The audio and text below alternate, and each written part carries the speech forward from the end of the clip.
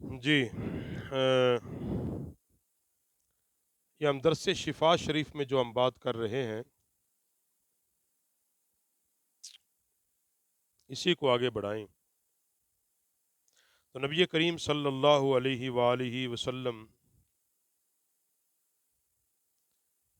کا جو مبارک طریقہ اور حضور علیہ الصلاۃ والسلام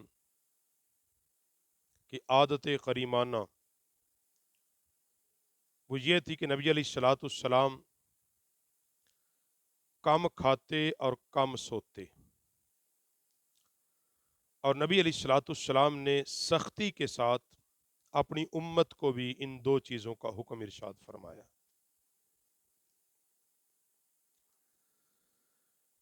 نبی رحمت صلی اللہ علیہ وسلم نے فرمایا، اولاد آدم نے پیٹ سے بڑھ کر برا کوئی برتن نہیں پر کیا، حالانکہ اولاد آدم کے لیے چند لقمے باقی تھے جو اس کی زندگی باقی رکھ سکتے تھے۔ اگر وہ کھانے پر اتنا ہی مجبور ہے تو بھوک کے 3 حصے کرے۔ فرمایا، ایک غذا، دوسرا پانی، اور تیسرا سانس کے لیے رکھے۔ اور نیند کی زیادتی دراصل کھانے پینے کی کثرت کی وجہ سے ہوتی ہے۔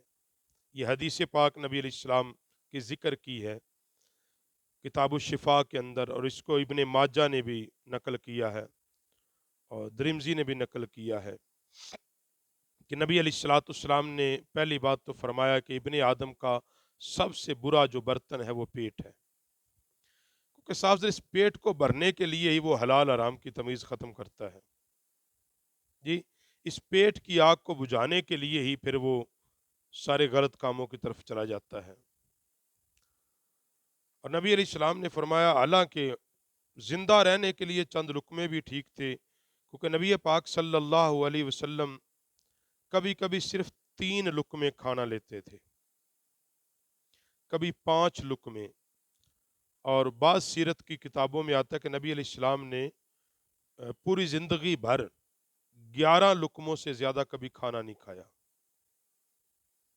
نبی علیہ الصلوۃ والسلام نے کبھی 11 لقموں سے زیادہ کھانا نہیں کھایا ایک وقت میں، حد 11 لقمے کھائے۔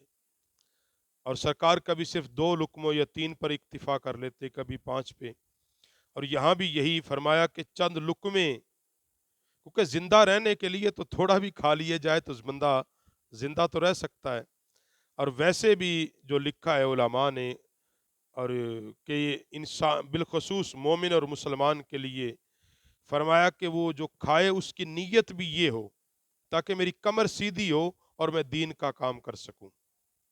اور بالخصوص علماء کی بھی نیت یہی ہونی چاہیے کہ وہ اچھی غذا بھی اگر کھاتے ہیں تو وہاں نیت یہ ہو کہ یہ اچھی غذا کھاؤں تاکہ میں توانا اور طاقتور ہوں، تاکہ دین کی خدمت کر سکوں، لوگوں تک دین پہنچا سکوں۔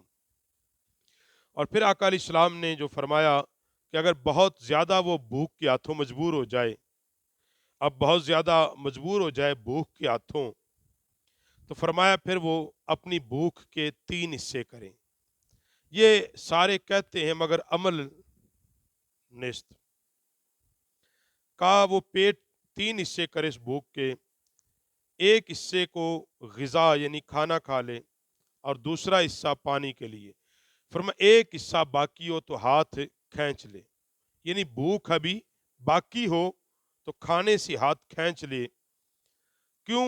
نیند بندے کو اس وقت زیادہ آتی جب کھاتا پیتا زیادہ ہے۔ نیند بھی، یہ 2 چیزیں لازم اور ملزوم ہیں اصل میں۔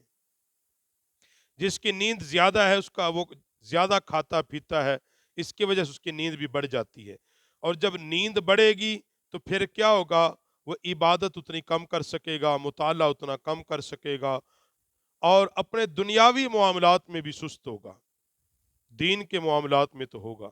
حضرت سفیان ثوری رحمۃ اللہ تعالی علیہ کہتے ہیں کہ تھوڑا کھانا رات کی بیداری کا مالک بنا دیتا ہے۔ بندہ تھوڑا کھائے تو رات کو اٹھ کے پھر اللہ کی عبادت بھی کرنے لگ جاتا ہے، رات کو اللہ کی عبادت کی طرف بھی چلا جائے گا، اور ہمارے بعض بزرگان دین فرماتے ہیں کہ زیادہ نہ کھاؤ اور نہ زیادہ پانی پیو، نہ زیادہ سو، ورنہ تم زیادہ نقصان اٹھانے والے میں سو جاؤ گے۔ دنیا کے اندر جتنا زیادہ کھاؤ گے، پیو گے، سو گے، آخرت کا اتنا ہی نقصان ہوتا چلا جائے گا۔ زیادہ سو گے عبادت کم کر سکو گے، زیادہ کھاؤ گے محنت کم کر سکو گے، اور اس کے نتیجے میں ہوگا کیا؟ دنیا اور آخرت دونوں کا نقصان بپا ہوگا۔ اور پھر حضور صلی اللہ علیہ وسلم سب سے زیادہ محبوب کھانا آپ صلی اللہ علیہ وسلم کے نزدیک وہ ہے جو مل کر کھایا جائے، یعنی اس کھانے پر زیادہ ہاتھ پڑیں، یعنی سرکار اس کو بڑا پسند کرتے کہ بہت سارے لوگ مل کے جس کھانے کو کھاتے۔ اس لیے ایک حدیث پاک میں آتا ہے کہ جب بندے مل کے کھاتے ہیں تو حضور علیہ السلام نے فرمایا ایک کا کھانا دو کے لیے کافی، اور دو کا کھانا چار کے لیے کافی، جب مل کے کھایا جاتا ہے۔ جب بندے مل کے کھاتے ہیں، مومن مسلمان مل کے جب کھانا کھاتے ہیں تو اللہ ان کو نظر رحمت سے دیکھتا ہے، اللہ اس کھانے میں برکت ڈال دیتا ہے۔ اور نبی رحمت علیہ السلام کو یہ عمل پسند تھا، اور خود حضور صلی اللہ علیہ وسلم اس پر عمل کرتے، صحابہ کو تلقین کرتے، اور امت کو بھی اس کی نصیحت فرمائی۔ ام المومنین حضرت عائشہ الصدیقہ رضی اللہ تعالیٰ عنہ، مروی حضور کی پیاری زوجہ محترمہ، مروی فرماتی کہ حضور نبی علیہ الصلوۃ والسلام نے کبھی کھانا شکم سیر ہو کر نہیں کھایا، کبھی سرکار نے پیٹ بھر کے کھانا نہیں کھایا۔ یہ تھی زندگی میرے کریم نبی صلی اللہ علیہ وسلم کی۔ فرماتے کبھی سرکار نے پیٹ بھر کے کھانا نہیں کھایا۔ آپ کے کاشان اقدس میں جلوہ فرما ہوتے تو کبھی ان سے کھانا طلب نہ فرماتے اور نہ خواہشی ظاہر فرماتے۔ کہتے کہ جب بھی سرکار میرے گھر میں تشریف لاتے تو کبھی سرکار نے خواہش کا اظہار نہیں کیا اور نہ طلب کیا کھانا۔ جیسے ہمیں تو تھوڑی سی بھوک لگ جائے تو ہم پھر گھر کو آسمان پہ اٹھا لیتے ہیں، پھر اللہ ہی حافظ ہے۔ مگر نبی رحمت صلی اللہ علیہ وسلم کی پیاری زوجہ محترمہ فرماتی ہیں کہ کبھی سرکار نے کھانا طلب نہیں فرمایا، اور اگر وہ لوگ کھانا پیش کر دیتے تو اس میں سے سرکار جو کچھ بھی ہوتا قبول فرما لیتے۔ یعنی آپ کسی کے گھر میں بھی جاتے تو آپ کو کھانا مانگتے نہیں تھے، پھر جو پیش کر دیا جاتا اس میں نکتہ چینی نہیں۔